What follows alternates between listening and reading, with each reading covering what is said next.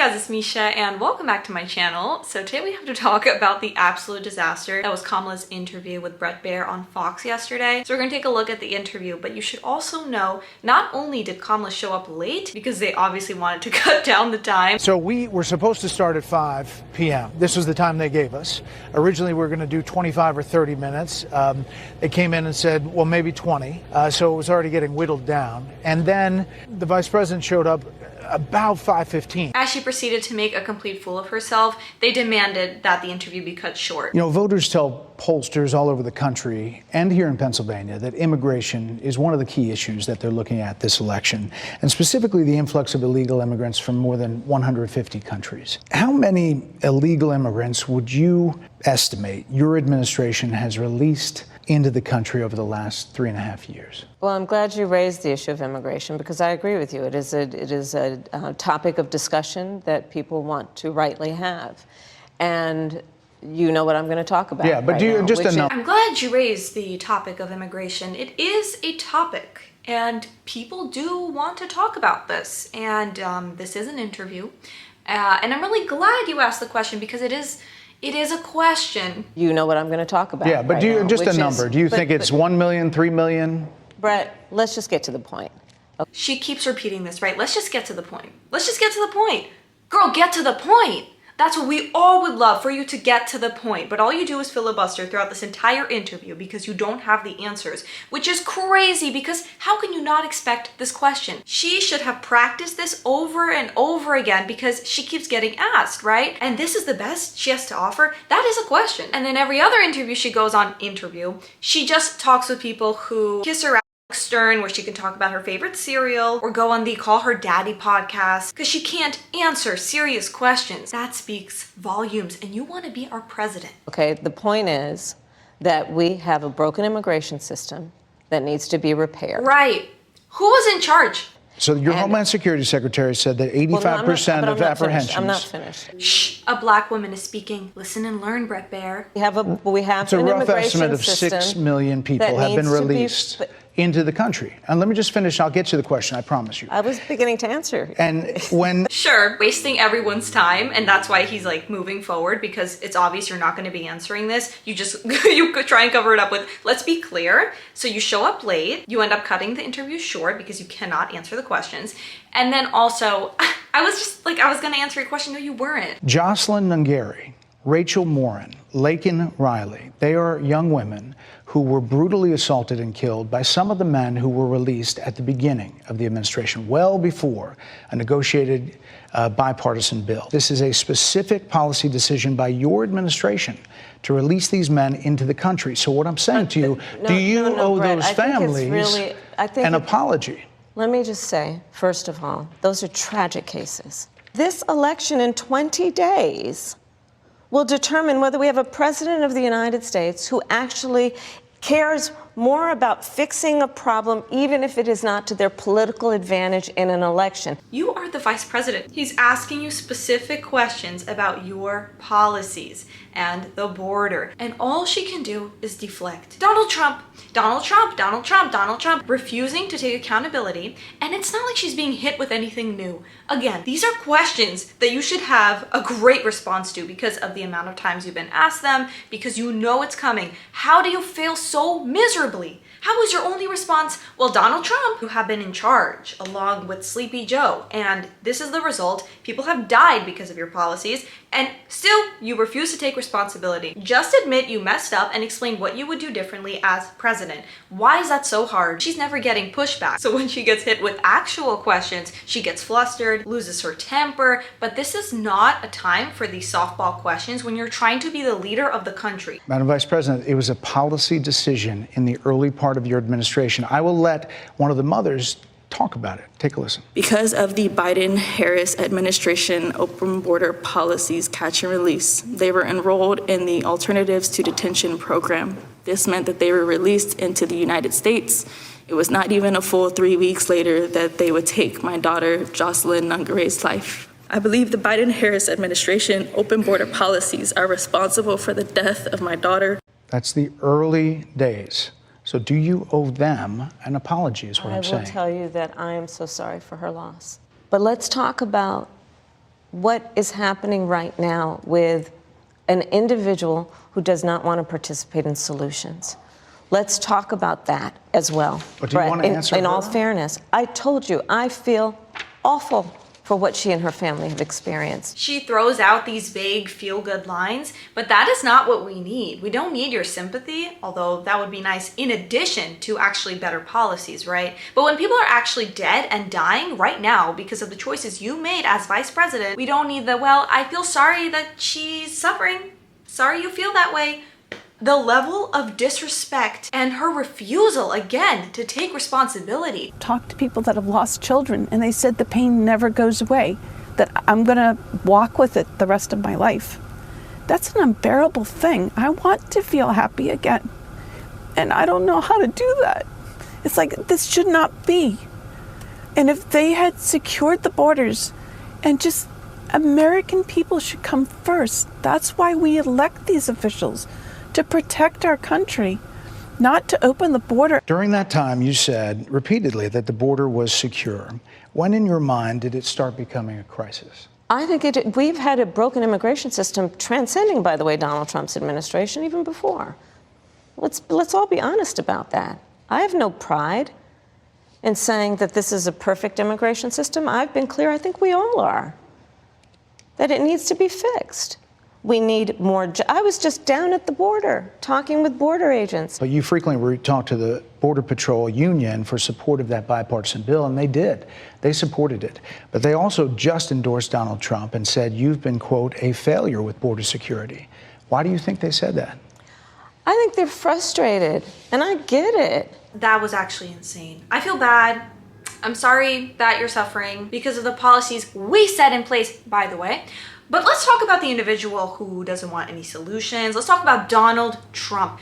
Girl, please take some responsibility. Donald Trump was not in office. What is going on? How do people actually look at this and say, yeah, she is fit to be president? She would make a great president. I swear these people who are voting for her, they must have serious Trump derangement syndrome, as does Kamala. But also, it's this, oh, but we can have a woman president. We can have a black woman president. Fine, but she has to be competent. Me personally, I do not care about the gender or the race of the president. They have to have good policies. They have to be clear about their vision for the future of our country. What is this? She cannot do a basic interview. How can you vote for someone like this? And when pressed, she doesn't admit regret for the decisions that have literally cost lives due to her administration's policies. When it comes to immigration, you supported allowing immigrants in the country illegally to apply for driver's license, to qualify for free tuition at universities, to be enrolled in free health care. Do you still support those things? Listen, that was 5 years ago, and I'm very clear that I will follow the law. I have made that statement over and over again, and as Vice President of the United States, that's exactly what I've done, not to mention before. We are very clear, and I am very clear, as is Tim Walz, that we must support and enforce federal law, and that is exactly what we will do. So these are evolutions that you've had. But let's be very clear. She kept saying, let's be clear, and was never actually clear. Never. All she does is filibuster. All she does is deflect. This particular one from the Trump campaign has gotten a lot of attention. Kamala supports taxpayer-funded sex changes for prisoners. Surgery. For prisoners. For prisoners. Every transgender inmate in the prison system would have access. Are you still in support of using taxpayer dollars to help prison inmates or detained illegal aliens to transition to another gender? I will follow the law, and it's a law that Donald Trump actually followed. Trump aides say that he never advocated for that prison policy and no gender transition surgeries you know what, you got to take during responsible for what his happened presidency. in your administration. Yeah, no surgeries happened in his presidency. It's in so black and white. Would you? One more time. Well, you know what, you got to take responsible for what happened in your presidency. administration. That's what I thought she said. Could you take your own advice, maybe? This is crazy. Would you still advocate for using taxpayer dollars for gender reassignment surgeries? I will follow the law, just as I think Donald Trump would say he did. I will follow the law. Hi, that's the bare minimum. What are you talking about? This is not the kind of leadership America deserves. Like a parrot, say the same things over and over again. Trump, I worked at McDonald's, middle class family, and now I will follow the law? congrats. Oh, I'm voting for her. Why do you think more people say they trust him on the economy than they trust you? I think that when you look at an analysis of our plans for what we would do as President of the United States, it has been clear to those who study and understand how economic policy works that moving forward, because I do believe the American people are ready to turn the page on the divisiveness and the type of rhetoric that has come out of Donald Trump. People are ready to chart a new way forward, and they want a president who has a plan for the future and a plan that is sound and will strengthen our country. I think we want more of a similar situation when Trump was president, right? When we could take a look at the receipt from the grocery store and not cry, or the horrific state at the border, and then the I'm about to answer, but you never do you? We can always predict what the answer is. Well, what about Donald Trump? Girl, this is your interview. We want to know more about you and your policies and what you would do differently as president. When you have nothing to say about that, and all you can talk about is Donald Trump, you're in trouble.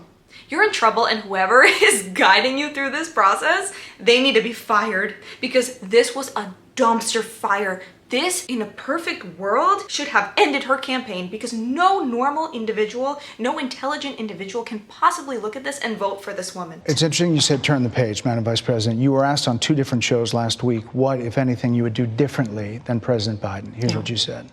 Would you have done something differently than President Biden during the past 4 years? There is not a thing that comes to mind in terms of, and I've been a part of most of the decisions that have had impact. Under a Harris administration, what would the major changes be, and what would stay the same? Sure. Well, I mean, I'm obviously not Joe Biden. I noticed. And so that would be one change in terms of... But also, I think it's important to say with, 28 days to go, I'm not Donald Trump. So you're not Joe Biden, you're not Donald Trump, but nothing comes to mind that you would do differently? Let me be very clear. My presidency will not be a continuation of Joe Biden's presidency. I'm not Joe. Things are going to be different. But then also when asked, what are you going to be doing differently? There is not a thing that comes to mind. It makes sense why you have the voters that you have. You can revisit the clips of Kamala voters telling us why they're voting for her. What is Kamala's greatest achievement as VP? I literally don't know. I have no idea. You don't know anything she's done? No, I don't. But she's still the better choice? Yes. What has he done that's racist? Specifically, I don't watch anything with Trump in it. I just see clips. I don't watch things politically.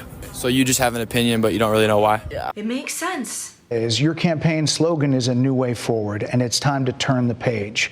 You've been vice president for 3.5 years. So what are you turning the page from? Well, first of all, turning the page from the last decade in which we have been burdened by what has been with the kind of rhetoric coming from Donald Trump that has been designed and implemented to divide our country. They say the country is on the wrong track. If it's on the wrong track, that track follows 3.5 years of you being vice president and President Biden being president. That is what they're saying, 79% of them. Why are they saying that? If you're turning the page, you've been in office for 3.5 years. And Donald Trump has been running for office. But you've been the person holding the office. Come on. Madam You Vice and I President. both know what I'm talking about. You and I both know what I'm talking about. I actually don't. What are you talking about? What I'm talking about is that over the last decade, But people you're the have lever become. of power. But listen. You know what I'm talking about. Help me. Say you know. Because I don't know. In reality, no one knows. And she was hoping he'd be like, yeah, but you know. And thankfully he said, no, I don't. Oh, disaster. Oh, disaster. It is so embarrassing. People are tired of that. If that's the case, why is half the country supporting him? Why is he beating you in a lot of swing states? Why, if he's as bad as you say, that half of this country is now supporting this person who could be the 47th president of the United States? Why is that happening? This is an election for president of the United States. It's not supposed to be easy. That was not the question. Can you answer the question? Can you be direct for once? I know, but It's if not supposed to be. It is not supposed to be a so cakewalk for anyone. are they misguided, the 50%? Madam Vice President, they're wrapping me very hard here. I hope you got to say what you wanted to say about Donald Trump. There are a lot of things There's more to say. I have much more there to are say, a lot of things that people want to learn about you and your policies, Yes. and that's why we I invited invite you everyone here. to go to KamalaHarris.com. So we could talk more about Donald Trump. She doesn't have the strength or the intelligence. Like, at least have one of those things, right? If you cannot handle these kinds of questions from Bret Baier on Fox News, how are you going to speak with other world leaders? Because we need real leadership, not whatever that was. Please let me know what you thought about Kamala's interview and what you would have asked her if you were conducting it. Also remember to like, subscribe, and hit the notification bell, and I will see you all in the next video. Bye.